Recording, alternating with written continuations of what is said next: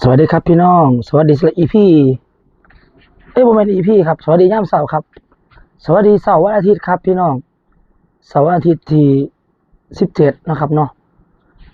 เอ่ออีพี่ตัวนี้เดี๋ยวผมจะถ่ายอีกที่หนึ่งนะครับเป็นเดี๋ยวจะบอกไงล่ะบทลงอีพี่ไว้ให้พี่น้องได้เบิ่งเลยครับเพราะว่าตอนนี้เกิดปัญหาพี่น้องเมื่อวันก่อนนะครับเมื่อวันเสาร์ลำโพงนี่ครับลำโพง4 ใบนี่พี่น้อง8 ใบไหมเลย8 ใบพี่น้องมูลค่าประมาณ400,000 บาทนะครับเกิดปัญหาเบิดเลยครับก็คือเอ่อทางงานจ่ายกระแสไฟมากเกินพี่น้องก็เลยพังเบิดทั้ง8 ใบผมก็ติดต่อร้านไปแล้วครับติดต่อร้านซ่อมไปแล้วครับก็มื้อนี้ครับเตรียมมื้อนี้สิเอาไปให้เพิ่นเบิ่งว่ามันเป็นหลายบ่แต่ว่าก็โอ้พี่น้องไฟเกินมา400กว่าพี่น้องเมื่อคืนผมก็นอนบ่ค่อยหลับเลยครับเมื่อคืนก็มาเช็คสัญญาณไฟของเจ้าของครับนี่ครับมาเช็คไฟของเจ้าของแต่ละเส้นพี่น้องว่าเกิดความเสียหายอย่างใหญ่เลยพี่น้องนี่ก็ประมาณมูลค่าประมาณ400,000 กว่าบาท400,000 กว่าบาท มีข้อดีครับที่พังไปก็นี่แหละครับมีปัญหาที่เกิดกับทางโรงแรมเพิ่นก็บ่รับผิดชอบจักบาทเลยครับแล้วก็ต้องแก้ไขจัดการเองถือว่าเมื่อยใจอยู่พี่น้องแต่ว่าบ่เป็นหยังนะครับผมเป็นนักสู้อยู่แล้วสู้ชีวิตพี่น้องบ่แม่นสู้คนเด้สู้ชีวิตก็สิค่อยๆแก้ปัญหาไปพี่น้องแล้วก็มื้อนี้คุยกับทางร้านเพิ่นว่าสิให้เพิ่นตรวจเช็คระบบไฟว่ามันเป็นจังไดแต่ว่าผมเช็คคร่าวๆแล้วครับคือดอกลำโพงบ่เป็นหยังพี่น้องคือระบบลำโพง JBL เนี่ยเพิ่นอาจจะเฮ็ดระบบเซฟตี้ไว้นะครับอาจจะเฮ็ดระบบเซฟตี้ไว้มันก็เลยบ่เป็นหยังลำโพงครับดอกลำโพงเลยบ่เป็นหยังนะก็ต้องไปเช็คว่าภาคไฟฟ้าของมันเนี่ยตัวใดจุดใดมีปัญหาพี่น้องมื้อนี้ก็สิเตรียมไปแต่ว่าก็มีงานจองไว้ 2-3 งานพี่น้องมีงานจองไว้ทำงานก็ว่าสิจัดการให้มันแล้วก่อนสิไปงานพี่น้องก็ว่าก็นั่นแหละครับถือว่าเป็น ส่วนหนึ่งในปัญหาที่เราต้องแก้ไขเลยล่ะครับเจอปัญหานี้เข้าไปก็นอนบ่ค่อยหลับเลยครับคือหาวิธีคิดหาขั้นตอนต่างๆที่จะต้อง แก้ไข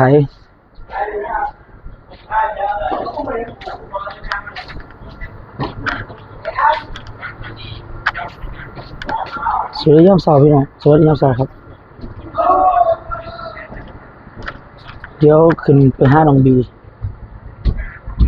ลงมาก่อนครับวันนี้วันจันทร์เลยถ่ายพี่น้องเบิ่งเพราะว่านี่ก็ได้โทรศัพท์มาใหม่ครับพากันบ้านไปซื้อโทรศัพท์สวัสดีน้องบีโอ้ได้คุยกับพี่น้องหลายมื้อเนาะแต่ในกล่องใหม่ครับผ้าเมื่อวานมีแต่ปัญหาพี่น้องเพราะว่าบางวันเสาร์ผมไปกับลำโพงไฟเกิดไฟช็อตไฟขาดกลับมาน้องบีก็เล่นกับแมวพี่น้องเล่นกับแมวแล้วก็ให้โทรศัพท์หลุดมือเลยวิโทรศัพท์ใส่ว่าว่าพอให้สอน YouTube พร้อมก็เลยถือโอกาสซื้อโทรศัพท์ใหม่เลยพี่น้องนี่ก็เป็นโทรศัพท์เครื่องใหม่สิท้ายแล้วคุยพี่น้องเลยพี่น้องกองชัดอยู่บ่กองชัดอยู่บ่พี่น้องครับพี่น้องคุยกับพี่น้องเลยแล้วจะเอา เราจะเอาคลิปนี้ลงเลย มันบอก พี่น้องนี่แหละน้องบีกับย่ามเสาร์วันจันทร์กับนะครับเช็คงานประมาณ เพื่อเจอปัญหาใหญ่เลยครับพี่น้องสำหรับผมบ่าวไทยไพศาลนอนโบกให้รับเลยแหละครับช่วงมือ2 มื้อ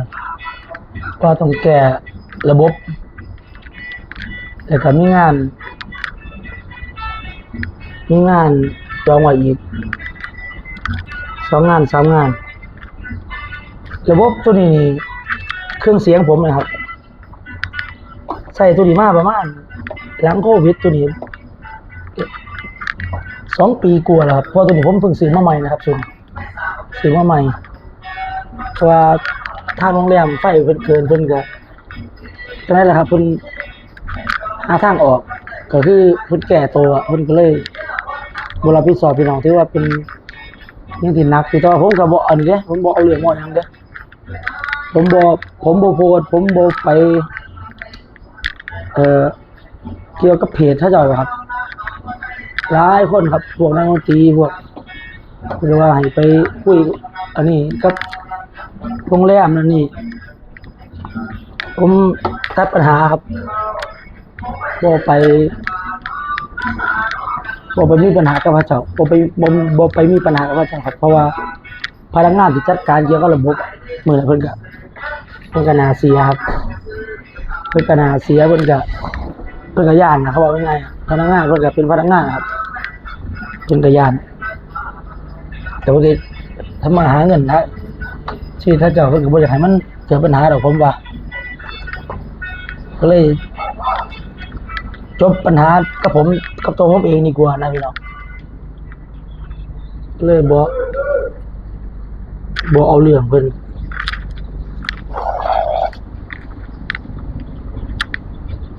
เลยบ่ได้ถ่ายคลิปพี่น้องเลยเบิ่งเลยครับเพราะว่านี่ก็แล่นรถหาอุปกรณ์มาเช็คระบบเมื่อวานเบื้องต้นเกี่ยวกับลำโพงสื่อแล้วก็น้องบีเองก็เฮ็ดโทรศัพท์หลวงเล่นกับแมวเลยครับเล่นกับแมวเป็นแล้วจากนั้นมันหลุดมือแล้วเหลี่ยมมันไปลงขอบสันโทรศัพท์อะครับมันไปลงหน้าจอแตกมืดเลยครับก็เลยว่ามือวันเสาร์ครับเป็นมือที่ผมเจอปัญหาเขามาที่เดียวเลยครับรวดเลยแล้วก็มืองานเหมือนกับหลานชายก็ขนของกำมาหอดห้องขนของลงเบิดทักมาบอกส่งประมาณตี4ว่าลืมอุปกรณ์พวกไม้พวกอุปกรณ์เครื่องเสียงไว้อยู่หน้าลิฟต์ขนลงมาเบิดเลยพี่น้องแต่ว่าต้องขนออกเอาวางไว้หน้าลิฟต์ผมก็เลยขับรถไปอีก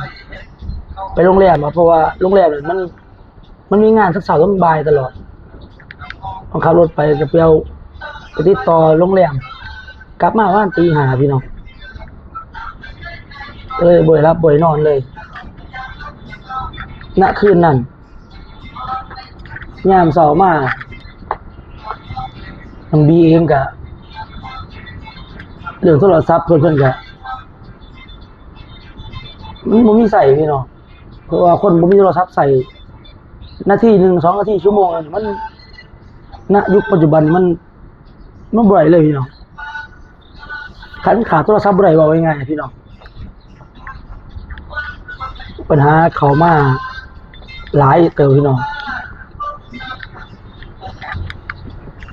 บีเองก็ว่าสิเอาทองอยู่คอเดี๋ยวผมซื้อให้ไปขายเพื่อจะเอาโทรศัพท์นี่แหละผมเลยมองว่าโอ้โทรศัพท์มันก็บ่ได้ราคาสูงหลายเมื่อวานผมแล่นไปเบิ่งอุปกรณ์พวกประแจไฟฟ้าอย่างเงี้ยครับมาเฮ็ดกับระบบลำโพงนี่แหละ ก็เลยแวะไปบูธโทรศัพท์ก็เลยไปได้โบรชัวร์โทรศัพท์มาให้น้องบีมาเบิ่งก็โอเค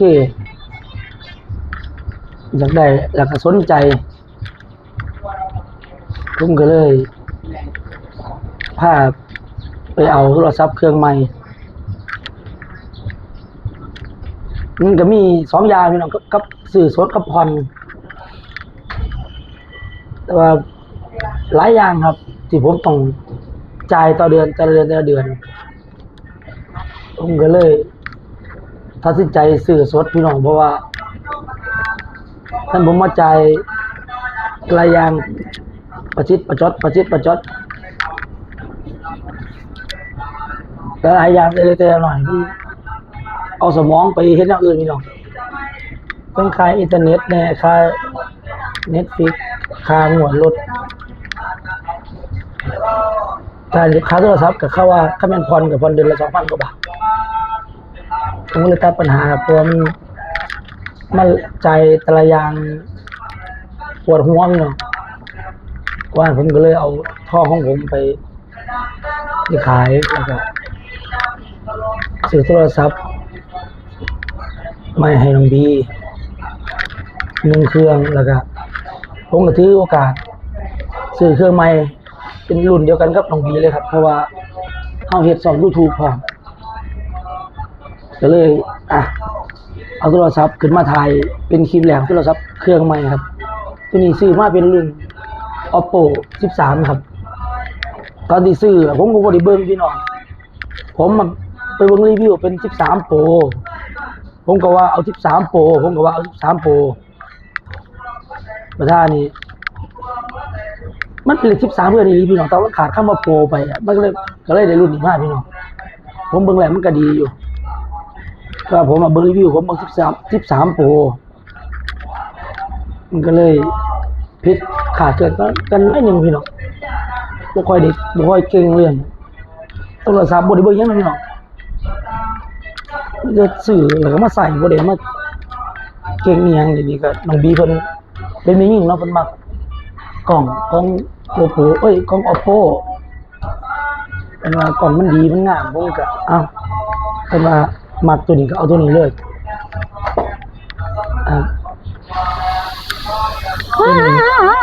ถ่ายผ่าน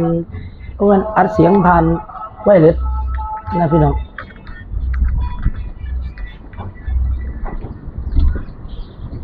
ครับพี่น้องมื้อนี้วันจันทร์ก็ถือว่ามาทักทายพี่น้องครับเดี๋ยวสิลงคลิปEP ที่ผมไปงานเครื่องเสียงวันเสาร์ให้พี่น้องเบิ่งช่วงบ่าย3เด้อพี่น้องเด้อลงคลิปโรงแรมนั่นแหละที่ลำโพงผมพังให้พี่น้องเบิ่งแต่ว่าก็บ่ได้ไปโฟกัสเรื่องลำโพงพังเด้อพี่น้องถ่ายเป็นบรรยากาศการทำงานครับให้พี่น้องได้เบิ่งมื้อนี้ผมสิลงบ่าย 3:30 นให้พี่น้องได้เบิ่งครับก็เป็นคลิปการทำงานนั่นแหละเนาะคลิปที่มันมีปัญหาล่ะเฮ็ดให้เป็นทางลบผมก็บ่อยากลงพี่น้องครับพี่น้องก็ทักทายครับพี่น้องเสาร์วันจันทร์ที่17นะครับฝากพี่น้องกดไลค์กดแชร์กดติดตาม Subscribe ให้กำลังใจชาวลาวเผ่าไทยนี่เด้อครับเป็นกำลังใจให้เรา2คนเพราะว่าตอนนี้ผมเองผมก็ นี่แหละครับพี่น้องแก้ปัญหาเรื่องนี้ก่อนครับแต่ว่าก็เห็นพี่น้องมาคอมเมนต์มากดติดตามในช่องก็มีกำลังใจพี่น้องก็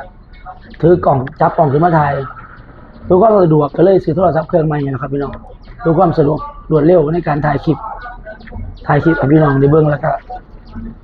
ตอบแทนขอบคุณกำลังใจที่พี่น้องซัพพอร์ตกดติดตามแล้วก็กดคอมเมนต์ซอยชาวลาวเผ่าไทย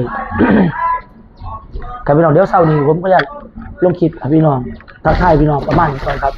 ฝากคอมเมนต์เด้อพี่น้องเด้อก็ไลค์กดแชร์อยู่ไสพอคลิปห้องอยู่หม่องใดก็ชาวคอมเมนต์บอกนะครับเพราะว่าเฮาก็ตั้งใจในจังหวะ EP แรกนี่ในจังหวะ EP แรก